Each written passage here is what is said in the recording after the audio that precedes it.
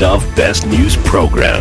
Mula sa Head News Center ng pinakamaraming himpilan at number 1 na radio network ng bayan, RMN. Ito ang numero 1. RMN News Nationwide. RMN News Nationwide. Kasama ang KBP Golden Dove Best Newscaster, Weng de la Peña, at ang maasahang broadcaster, Buddy Oberas. RMN News Nationwide. RMN News Nationwide. Headlines.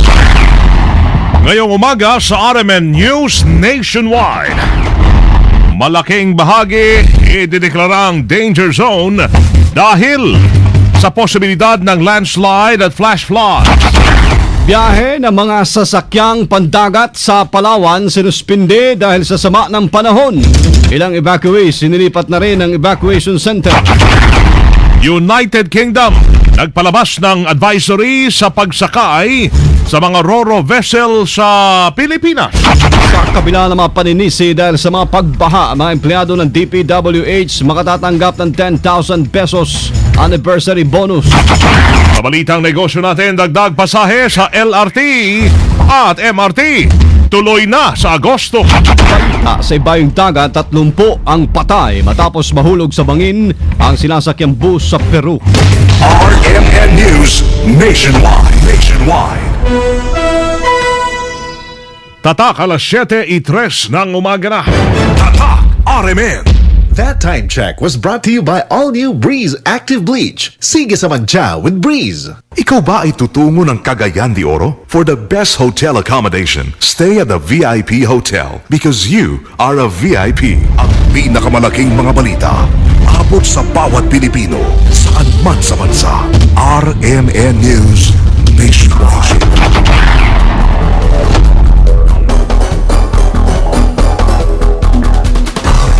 Buenos dias, Pilipinas! Umaga ng Biyernes ngayon, 21 sa buwan ng Hunyo 2013. Ito po ang numero 1 RMN News Nationwide. Ako si Weng de la Peña. Mabuhay Pilipinas, ako si Buddy Oberas. Tayo po'y live sa DYHB 747 RMN Bacolod, DXRS 918 RMN Surigao, DXDR 981 RMN Dipolo, at DXBC 693 RMN Butuan. I'm international via www.rmnnews.com at WRMN New York, USA, at sa lahat ng ating mga numero 1 AM radio stations sa buong bayan yan. Mga kasama, idineklara ng Mines and Geosciences Bureau na kalahati ng Bicol Region ay nasa landslide at flash flood prone areas. Ayon kay MGB, Bicol Regional Director Teodoro Romel Pestaño, 5 sa 7 lungsod at 55 sa 100 at 7 na bayan sa reyon ang malapit sa flash flood at landslides. Batay na rin sa isang nilang geohazard mapping. Batay sa nasabing talaan, may 3 lungsod sa Albay ang nasa danger zone. Ito ay ang Legazpi, Ligao at Tabaco. Kasama rin sa mga ito ang bayan sa Camarines Sur at Camarines Norte, Sorsogon at Masbate. Kaya naman binalaan ni Pestaño yung mga residente na naninirahan sa mga danger zone na maging alerto partikular kapag tag-ulan. At dahil po mga kasama ng mga sakyanhong pandagat sa Palawan suspendido dahil sa sama ng panahon, mga evacuees sinilipat na evacuation center. RMN Nationwide Report. Kasama natin sa balita live si Pedi Sabando ng RMN Palawan. RMN Report. Samang Pedi. Pabalikan natin ang ulat na yan ni Pedi Sabando mula ho sa RMN Palawan. Mga kasama, mahigpit na nagpalala ngayon ng United Kingdom sa nila pong mga kababayan hinggil sa pagsakay ng mga roll-on, roll-off o ro-ro vessels sa bansa. Kasunod na rito na nangyaring paglubog ng MV Mount Carmel sa bahagi ng Masbate. Sa pinalabas sa Travel Advisory ng UK Foreign and Commonwealth Office, tinukoy ang mga insidente ng overloading at ang kakulangan ng mga maritime rescue services ng mga otoridad. Busod nito, pinapayuhan ng mga British national na iwasan ang pagsakay ng mga ferries kung maaari. At batay sa datos ng EHENSA, may tinatay nasa 113,000 282 ng British nationals ang bumisita sa bansa noong nakaraang taon.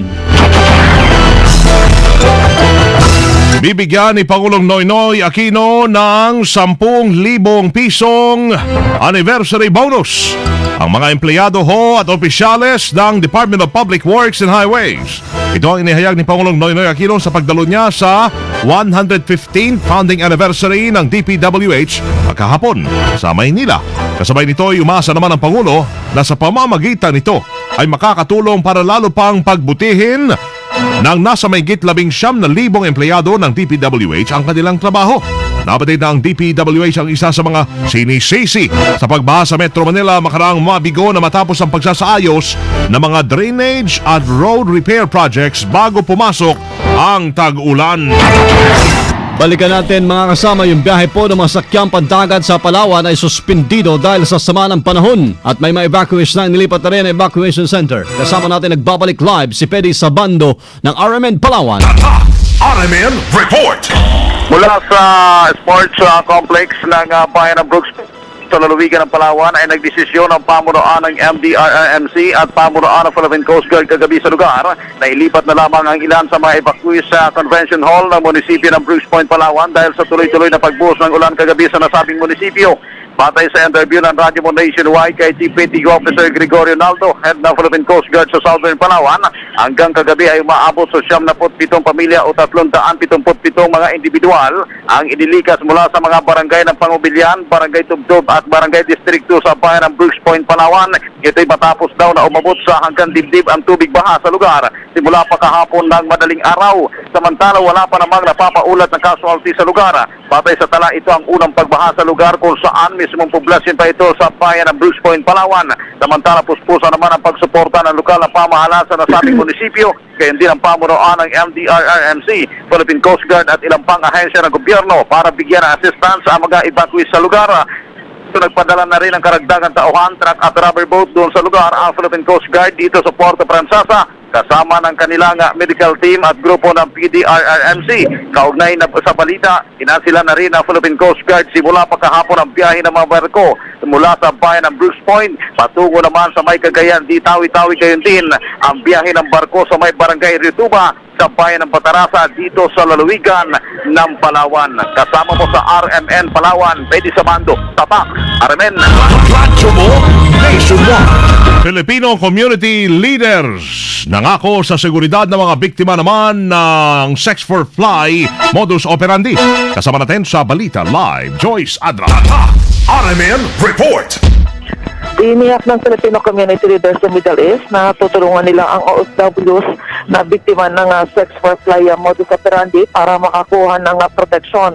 Ito ay sa sandaling lumantad na ang mga ito para magsampa ng reklamo laban sa Philippine Embassy officials na sangkot sa sindikato. Ilan kasi sa OFWs na biktima ng sex for fly modus operandi ay nag-aalangan na lumantad dahil sa kanilang seguridad. Inaasahan nga marami pang OFWs na ibinugaw ng Philippine at labor officials ang lalantad oras na matiyak ang kanilang seguridad. Kasama sa DFA, Joyce Adra, Tatak RMN. Radyo Mo Nationwide. Ang DOH ay nagbabala sa pag-inom po ng gamot sa leptospirosis. Kasama natin sa balita si Angel Ronquillo. RMN Report. Ngayong panahon ng tag-ulan, kung kailan uso ang baha, binalaan ni Health Secretary Enrique Ona ang publiko laban sa pag-inom ng antibiotic na doxycycline bilang preventive measure laban sa nakamamatay na leptospirosis. Nabatid na katanggap na ulat ang DOH na dumarami ang mga taong umiinom kaagad ng doxycycline matapos ang lumusong sa baha upang makaiwas sa naturang sakit. Paliwanag ni Ona na bagamat maaari nga makaiwas sa sakit kung niinom ng doxycycline ay hindi naman ito maaring inumin basta-basta lamang. Ang pag-inom ani ang naturang gamot ay kailangan sa ilalim ng supervisyon ng isang healthcare professional. Tinukoy pa nito ang DOH Memorandum No. 2009-0250 na nagsasaad na bawal ang naturang gamot sa mga buntis, lactating mothers, gayon din sa mga batang 8 taong gulang pababa. Kaugnay ito, pinayuhan ng Health Department ng publiko na iwasan na lamang ang lumusong sa baha upang makaiwas sa sakit na nakukuha mula sa ihi ng daga at iba pang hayop. Kasama mo sa lungsod ng Maynila, Angel Ronquillo, Tatak, RMN. Radyo Mo Nationwide. Ang MECO at ang TECO hindi pa nagkakasundo ayon kay Binoy. Sama natin sa balita si Deo de Guzman. RMN Report. Inamin ni Pangulong Ninoy Aquino na wala pang formal na kasunduan ng Manila Economic and Cultural Office at ang TECO o Taiwan Economic and Cultural Office sa usapin ng pangingisda.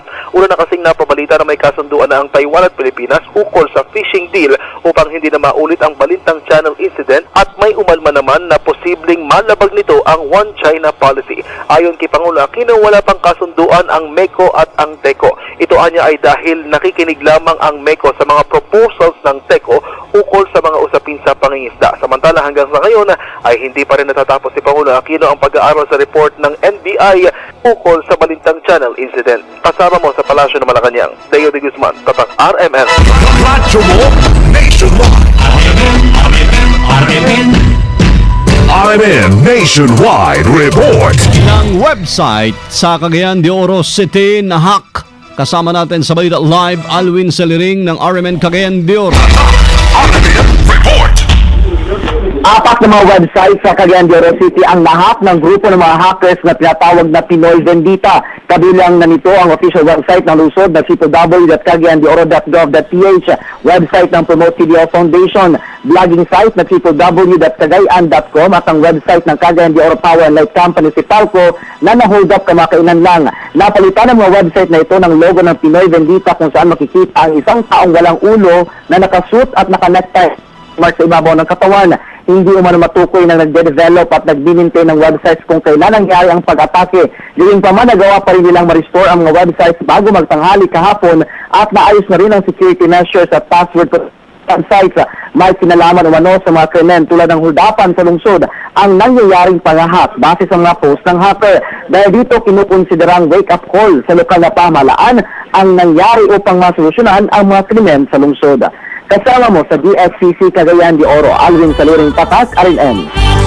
Radyo mo nationwide. Motor Vehicles Users Act pinaamyendahan sa Kamara. Kasama natin sa balita, Kondebata. RMN Report. Pinaamyandahan naman ng oposisyon sa Kamara ang Motor Vehicles Users Act upang magamit ang malaking bahagi ng pondo para sa flood control projects. Ayon kay outgoing House Minority Floor Leader Danilo Suarez, bagamat unpopular move ang pag-amyenda sa Motor Vehicles Users Act, labtan niyang paraan para matugunan ang malaking halagang kinakailangan para mapondohan ang mga programa kontra baha.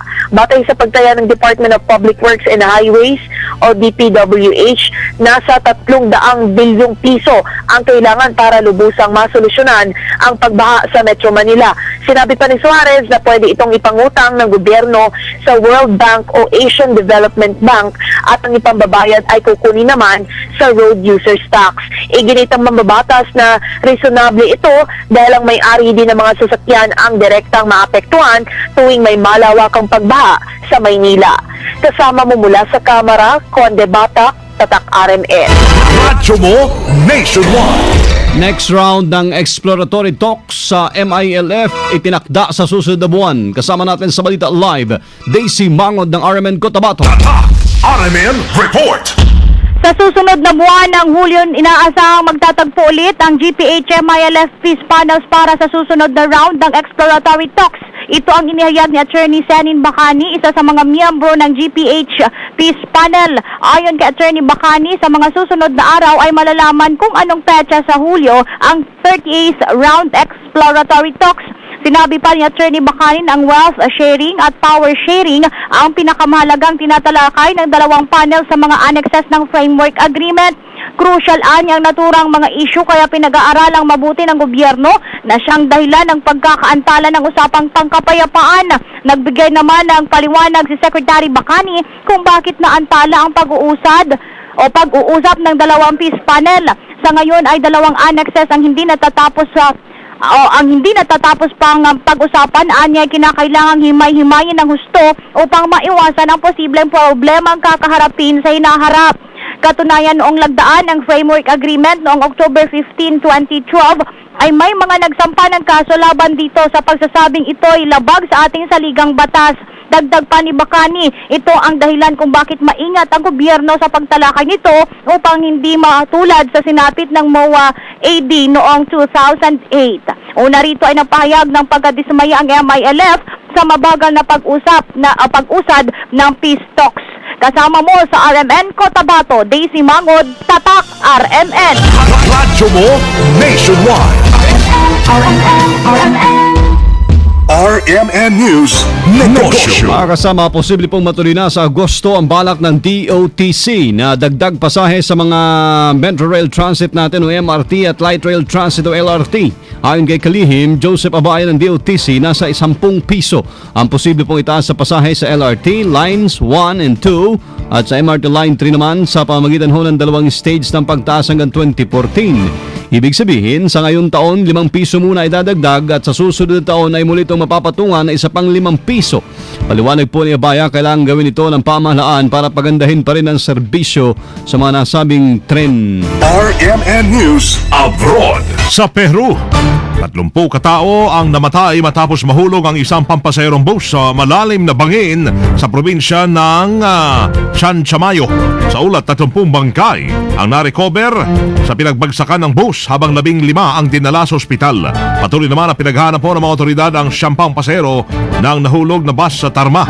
Posibleng nakatulog o nakaidli po yung driver bago ito bumulusok at mahulog sa ilog ang naturang bus. Mga kasama, live na live pa rin siyempre dito sa RMN News Center sa Makati City, Metro Manila, Philippines. Inyo pong narinig ang numero 1 RMN News Nationwide ngayong Biyernes, June 21 na ho tayo, 2013. Sa mga taga Cebu, susunod na dyan si kasama Attorney Rafael Banyok sa RMN News Diretso, Balitang Cebu sa numero 1 DYHP 612. Panoorin ho yung naging pagbabalita namin ngayong alas 7 ng umaga. Sa YouTube pa rin mga kasama, i-type lamang ang RMN News Nationwide. Thank you Lord at tayo po ay nagkasama-sama muli. Salamat po sa inyong naging panahon sa amin. Kasama nyo sa serbisyo publiko, ako si Weng de la Peña. Ako si Buddy Oberas. Dito pa rin ho yan sa tahanan na may pinakamaraming number 1, pinakamaraming himpilan, RMN, Radyo Mo Nationwide. 60 years ng maasahang public service nationwide. Live via satellite. Live via satellite. RMN News Nationwide. Buong bansang pagsang boses ng balita. RMN News Nationwide. Oraso natin, hatid ng PhilHealth ay tatak alas 7:18 ng umaga. Tatak RMN. Mahal, may bago na naman daw benepisyo ang PhilHealth para sa OFW na katulad ko simula April 1. We, hindi nga. Ito ang Primary Care Package o PCB1. Paano naman ang aming kooperatiba? Kabilang rin ba? Kung kayo ay kabilang sa organized group, kasali din kayo. Eh si Aling Guring na member ng sponsored program, kasali ba? Sinabi mo pa. Ano-ano naman ang mga serbisyo na kapaloob sa PCB1? Sus, napakarami. Urinalysis, konsultasyon, lipid profile at marami pang iba. At lahat yan, sagot ng PhilHealth dahil miyembro tayo. Naku, ba't di mo naman sinabi agad? Tayo na at dadaanan ko pa si Kumari para makasama. Para sa kumpletong detalye, tumawag sa 441-7442. Lumalamig na ba si Mr. kay Mrs. dahil sa pagod at stress? Wala nang lakas at sigla para lambingin si Mrs. Narito na ang Robust Supplement for Men. Nagtataglay ng mga natural na sangkap mula sa halaman tulad ng L-arginine at horny goat weed. Ang Robust ay nagpapasigla kay Mr. para maging mainit ulit kay Mrs. Mag-text sa Robust Hotline 0909-3333-333. Hilig ng Pilipino ang kape, pero hindi lahat ng kape may laman ang sinasabi. Hanapin ang kapeng may kalidad na gawang Pinoy. James 5-in-1 Coffee Mix. May ginseng, agaricus mushroom at reishi na okay sa inyong kalusugan. James 5-in-1 Coffee. Ito ang paborito ng bayan. Iba ka sa lahat, James. Iba ka talaga. Available in all leading groceries and supermarkets nationwide. Wastong nutrisyon, alamin, gawin at palaganapin. Magkaroon ng tamang timbang para sa maayos na kalusugan. Kumain ng sapat para wastong timbang ang katapat. Maging aktibo araw-araw, kaya't galaw-galaw para di pumanaw. Isang